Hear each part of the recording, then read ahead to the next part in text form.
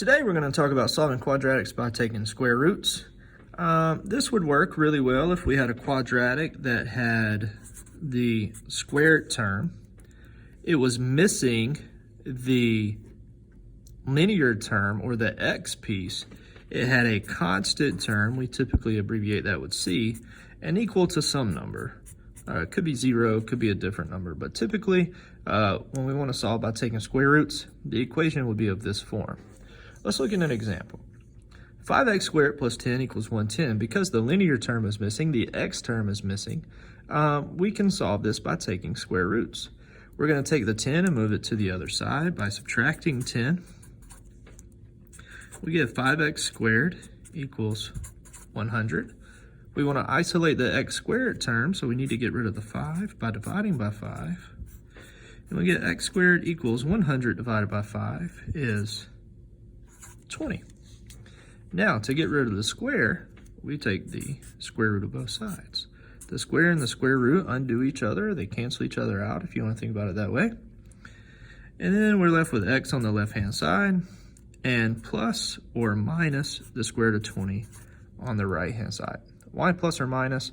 Because when you think about square roots and you think about the square root of 9, most of us would say that that's equal to 3.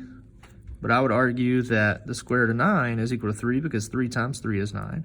But then we can also say that negative 3 times negative 3 is also 9. So in this case, the square root of 9 would be equal to positive or negative 3. We can simplify the square root of 20. You can type that in a calculator. That will simplify it for you. If you don't have a calculator, that'll simplify it for you. We need to do the factor tree. 4 is 2 times 2.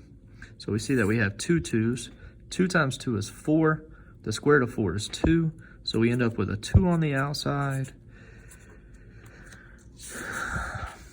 a 2 on the outside, and the 5 is left on the inside.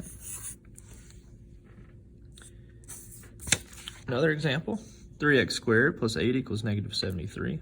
Again, we want to try to get x squared by itself, so we're going to get rid of the 8 first. We're going to subtract 8 from both sides. We get 3x squared. Negative 73 and negative 8 is negative 81. We need to get rid of the 3, so we divide both sides by 3. We get x squared equals negative 81 over 3 is negative 27. Now, to get rid of the squared again, we take the square root of both sides. We get x equals plus or minus the square root of negative 27. That needs to be simplified. Remember, the square root of negative 1 is equal to I, so this would be an imaginary number, so my answer is going to have an I in it. And we need to use the factor tree or type positive square root of 27 in our calculator and let our calculator simplify that. 27 is 9 times 3. 9 is 3 and 3. We have two 3's. 3 times 3 is 9. The square root of 9 is 3. And we have a 3 left over on the inside, so our final answer will be plus or minus 3 times the square root of 3, I, and we need the I because we're taking the square root of a negative value. And that's how we solve quadratic equations, by taking square roots.